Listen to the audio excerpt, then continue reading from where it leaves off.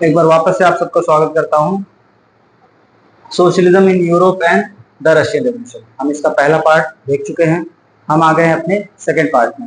ये हमारा second part शुरू होता है द रशियन रेवोल्यूशन से। रशियन रेवोल्यूशन हमारा अब मेन बात होगी रशिया की। पिछले पार्ट में आपने सोशलिज्म क्या होता है पढ़ लिया, बाकी उसके साथ में आपने कैपिटलिज्म और कम्युनिज्म भी पढ़ा, उसके बैकग्राउंड को देखा, कहाँ से चीजें शुरू हुई और कहाँ तक फाइनली उनका जो है एक्सटेंड गया, क्या कारण थे, क्यों इसकी पॉपुलैरिटी सोशलिज्म की बढ़ी, सब कुछ हमने डिस्कस कर लिया। अब हम क्या कर रहे हैं, अब हम रेवोल्यूशन देखने जा रहे हैं रशिया में कि सबका बैकग्राउंड, सबका कारण कैसे क्या हुआ। देखिए, रशिया एक ऑटोक्रेटिक कंट्री था। रशिया में राजाशाही का था शासन, जार निकोलस का उस वक्त शासन था। 1914 की बात अगर की जाए तो जार निकोलस का शासन था, और साथ ही साथ वहां की जो पॉपुलेशन थी वो आपकी क्या थी, 85% तक एग्रीकल्चरिस्ट थी। 85% लोग वहां पे केवल एग्रीकल्चर कर रहे थे। तो किस तरीके से क्या ऐसी सिनेरियो कैसे बनता है कि ये कंट्री वर्ल्ड वॉर में होते हुए भी वर्ल्ड वॉर से वापस आके, वर्ल्ड वॉर से अपने आप को वापस लाके अपने घर के गृह युद्ध में फंस जाते हैं, और इसी समय इनके जो मोनार्क हैं, जो जार निकोलस हैं, इनको ओवरथ्रो कर दिया जाता है, इनको गद्दी से हटा दिया जाता है, इनके जगह पे एक सोशलिस्ट रेजिम कायम हो जाती है। और किस तरीके से पब्लिक में आक्रोश बढ़ता है, और क्या कारण थे कि सोशलिज्म रशिया में ही कायम हो पाया। बातें हर तरफ हो रही थी, एसोसिएशन हर तरफ बन रहे थे, लेकिन कहीं पे भी सोशलिज्म उस वक्त कायम नहीं हो पाया। सिर्फ और सिर्फ कहाँ ये पॉसिबिलिटी हमें हकीकत होती दिखी, और क्यों, ये हमारा क्या है, यही बैकग्राउंड हमारा रशियन रेवोल्यूशन को क्या है, एक इंटरेस्टिंग टॉपिक बनाता है। तो बैकग्राउंड हम समझ गए हैं। अब रशियन रेवोल्यूशन को हम समझने से पहले ये समझ लेते हैं कि रशियन एम्पायर का 1914 में क्या एक्सटेंट था। आप समझ लीजिए, जितना बड़ा रशिया आज दिख रहा है उससे भी दूर दूर तक इसकी सीमाएं फैली हुई थी। आपका बाल्टिक रीजन, जो आपका फिनलैंड है, आपका ये लिथुआनिया, लातविया, इस्टोनिया हुआ, आर्मेनिया हुआ, आपका इधर पोलैंड, आपका यूक्रेन, बेलारूस, आपका कजाकिस्तान, तुर्कमेनिस्तान, उज्बेकिस्तान, अजरबैजान, और ये जितना भी बेल्ट है सेंट्रल एशिया वाला, सब कुछ रशियन एम्पायर के अंडर आता था। रशिया एक वास्ट एम्पायर था, और सब कुछ किसके अंडर में था, सब कुछ था सार निकोलस के अंडर। फिर आपका एम्पायर वास्ट तो था ही, साथ में वहां पे रिलीजन जो था, मेजोरिटी में तो वहां पे रोमन ऑर्थोडॉक्स थी, मेजोरिटी वहां की रोमन ऑर्थोडॉक्स थी, बट वहां पे और भी पॉपुलेशन रहती थी जो और अलग रिलीजन में विश्वास करती थी। जैसे कैथलिक्स हो गए, प्रोटेस्टेंट्स हो गए, मुस्लिम भी थे वहां पे, बुद्धिस्ट भी थे। तो ये सब क्या थे, ये सब भी उसी एम्पायर में रह रहे थे, लेकिन मेजोरिटी में हमारे पास रोमन ऑर्थोडॉक्स थे। अब हम वहां की इकोनॉमी और सोसाइटी पढ़ते हैं, किस तरीके से रशिया की उस वक्त की अर्थव्यवस्था थी। तो हमें देखना है कि जो अर्थव्यवस्था थी वहां पे, वो सब कुछ मोस्टली क्या था, एग्रीकल्चर ही था। जहां की पॉपुलेशन 85% लोग एग्रीकल्चर कर रहे हैं, वहां पे आपका क्या होगा, प्राइम मूविंग फोर्स आपका एग्रीकल्चर ही होगा, प्राइमरी सेक्टर ही था।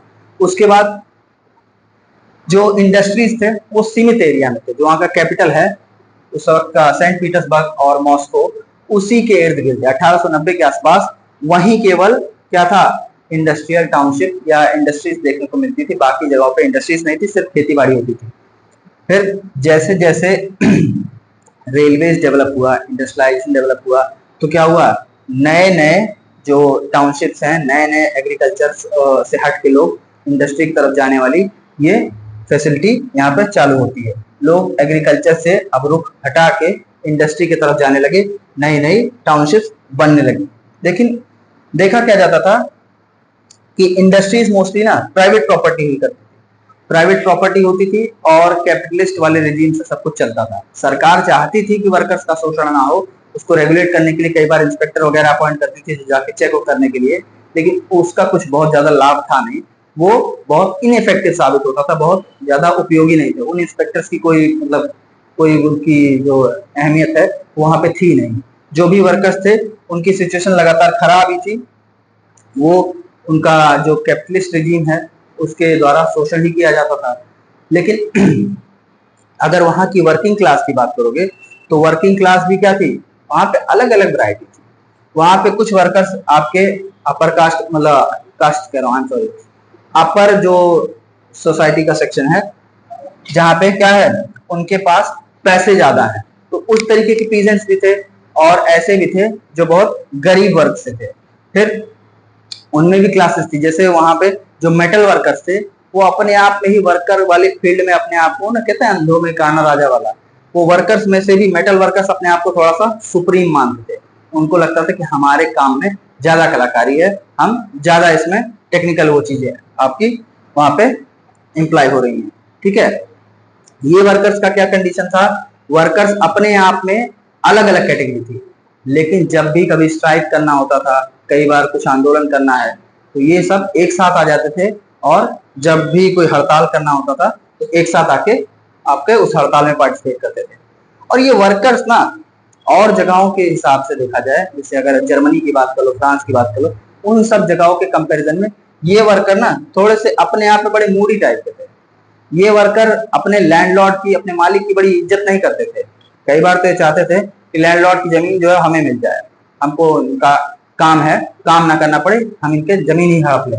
और कई बार ये अपने लैंडलॉर्ड की कत्ल भी कर देते थे। 1902 वगैरह में तो ये हरकतें कभी कम कम सुनने को मिलती थी, लेकिन 1905 आते आते ये हरकतें जो होती ना, ये लैंडलॉर्ड की हत्या कर देने वाली, ये बहुत आम हो गई थी, हर जगह ये चीजें हो रही थी।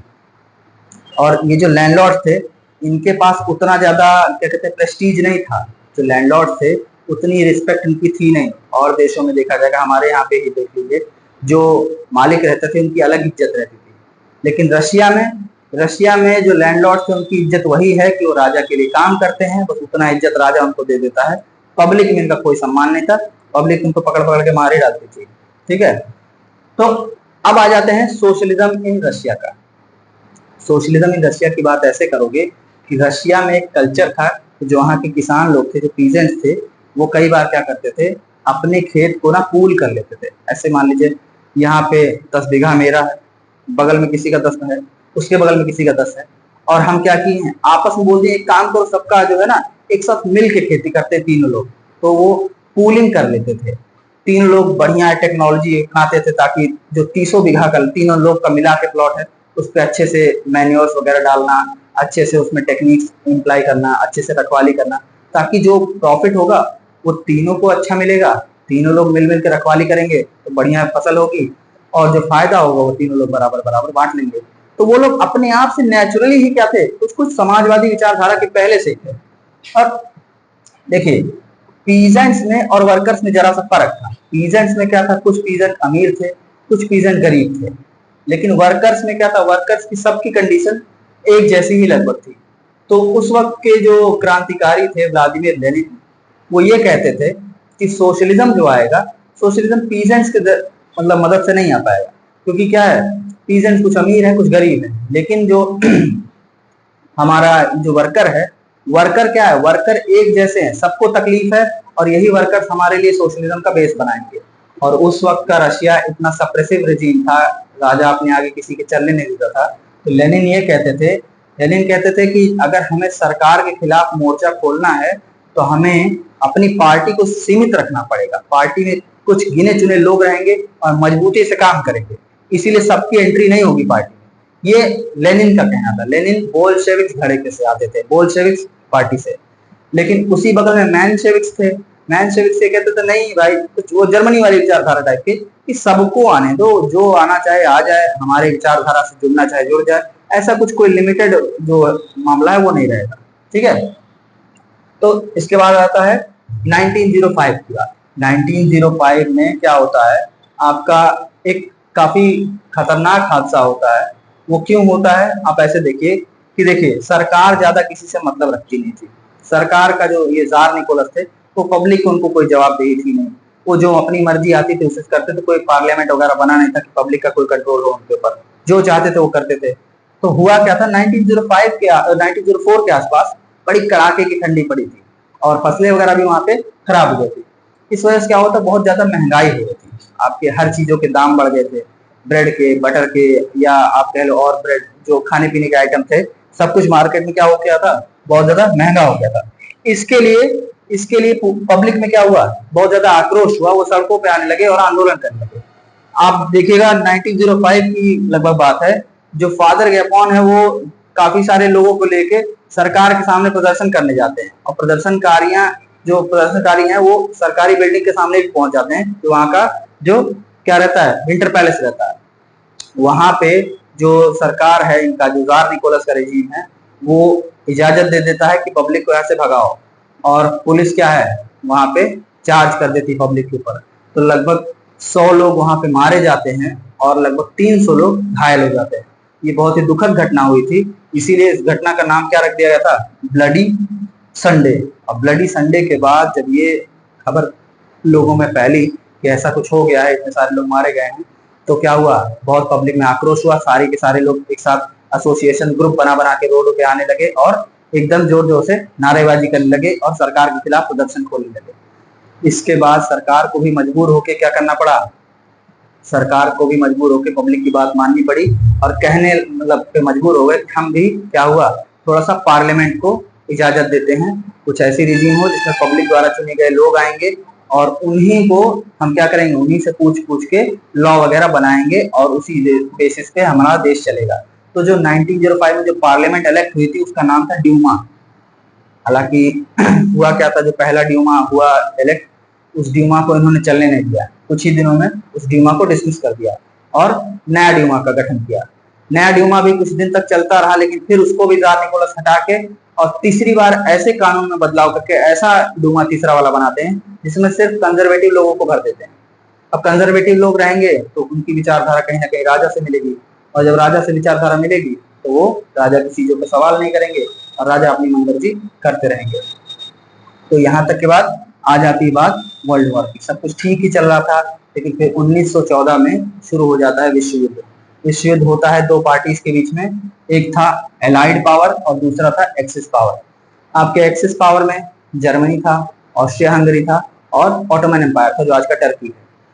और एलाइड पावर्स में क्या थे, यही फ्रांस, ब्रिटेन और बाद में इटली वगैरह भी ज्वाइन किए थे। ये सब आपस में लड़ रहे थे, अपने यूरोप के अंदर भी लड़ रहे थे और यूरोप के बाहर भी लड़ाई चल रही थी जहां पे उनकी कॉलोनीज थी। तो वो वर्ल्ड वॉर में आपका रशिया भी पार्ट था एलाइड फोर्सेस की तरफ से, एलाइड फोर्सेस की तरफ से रशिया भी लड़ रहा था। और रशिया को शुरू शुरू में बड़ी मतलब क्या कहते हैं बढ़त मिल रही थी, लोग के अंदर देशभक्ति की भावना थी, वो अपने देश के नाम पे लड़ रहे थे आपके रशिया की तरफ से, और जार काफी पॉपुलर हो रहे थे उस वक्त। जार की सेना करके लोग रशियंस अपना अपना क्या है प्रदर्शन दिखा रहे थे वर्ल्ड वॉर में। लेकिन हाँ, वर्ल्ड वॉर दो तरीके से हो रहा था, वेस्ट में और ईस्ट में। आपका वेस्ट में क्या था, लोग ट्रेंचेस में लड़ रहे थे। ट्रेंचेस माने होता है क्या, जमीन है, जमीन के अंदर एक गड्ढा खोद लिए और इसी गड्ढे में छुप छुप के यहीं से निकल निकल के बंदूक चला रहे थे। ये नीचे क्या है, गड्ढा है। ये वेस्ट में ट्रेंचेस में लड़ रहे थे। यहाँ तो धीरे धीरे मामला बढ़ रहा था, आगे ट्रेंचेस बना रहे थे, टनल्स बना रहे थे, इस तरीके से लड़ रहे थे। लेकिन ईस्ट की तरफ जो लड़ाई है वो काफी खुले रूप से हो रही थी, सामने सामने भिड़ रही थी फौजें। जब फौजें सामने सामने भिड़ रही थी तो वहां पे अच्छी खासी मात्रा में कैजुअलिटी माने अच्छी खासी मात्रा में वहां पे मौतें हो रही थी। लगभग 70 लाख सोल्जर्स मारे गए थे उसी वर्ल्ड वॉर में।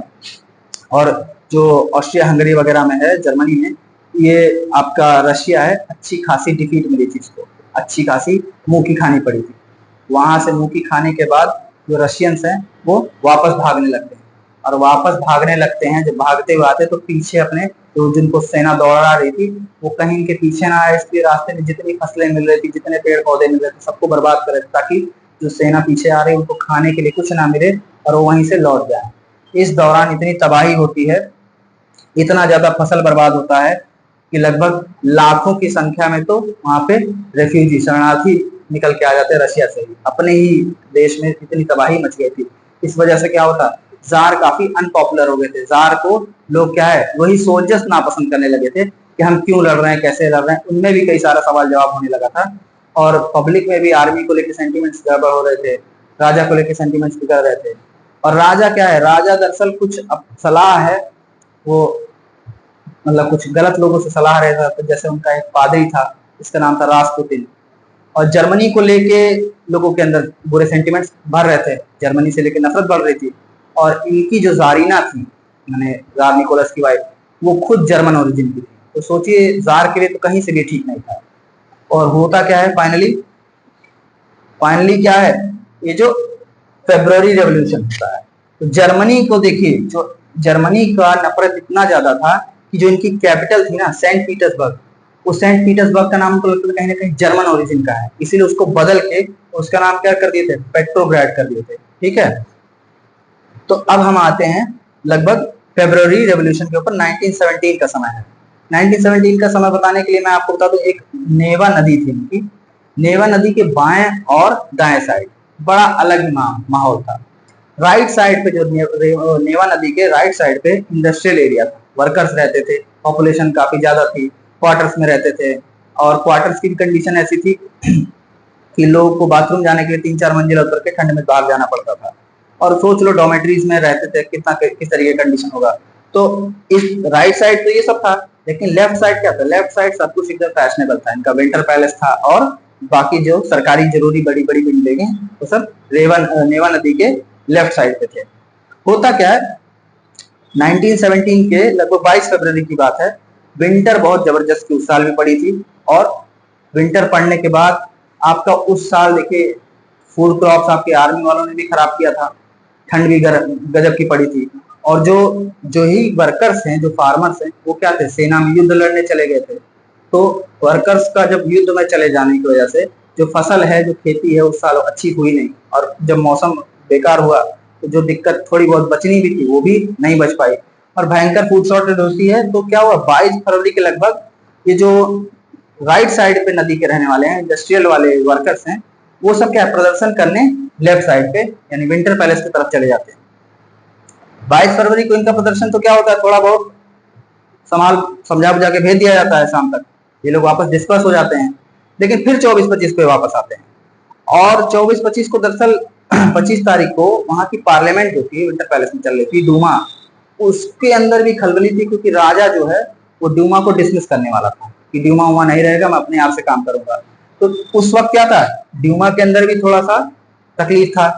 और जब ये वर्कर्स वापस से रिटर्न होते हैं, तो रिटर्न होते हैं जब 27 को, तो पुलिस वालों को इजाजत दी जाती है गवर्नमेंट की तरफ से कि इनको भगाओ यहाँ से, इनको अटैक करो इनके ऊपर। लेकिन पब्लिक में सेंटिमेंट्स राजा को लेके खराब हो चुके थे ऑलरेडी, और आर्मी भी बहुत ज्यादा दुखी थी वर्ल्ड वॉर हारने से, और वर्ल्ड वॉर से मतलब जो अपना हार झेल के आई है।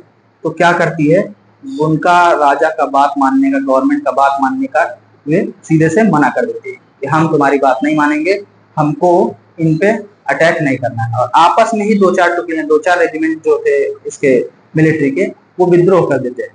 और विद्रोह कर देने की वजह से क्या होता है, ये जो इनका जो जमावड़ा जो प्रदर्शन करने आया था लेफ्ट साइड पे, उनको थोड़ा सह मिल जाता है। तो वही डूमा के लोग निकल के और मिलिट्री के लोग, भाई डूमा को तो राजा ने निकाल दिया था, तो डूमा के लोग और मिलिट्री के लोग मिल के काउंसिल बना लेते हैं, सोवियत बना लेते हैं। सोवियत का मतलब काउंसिल।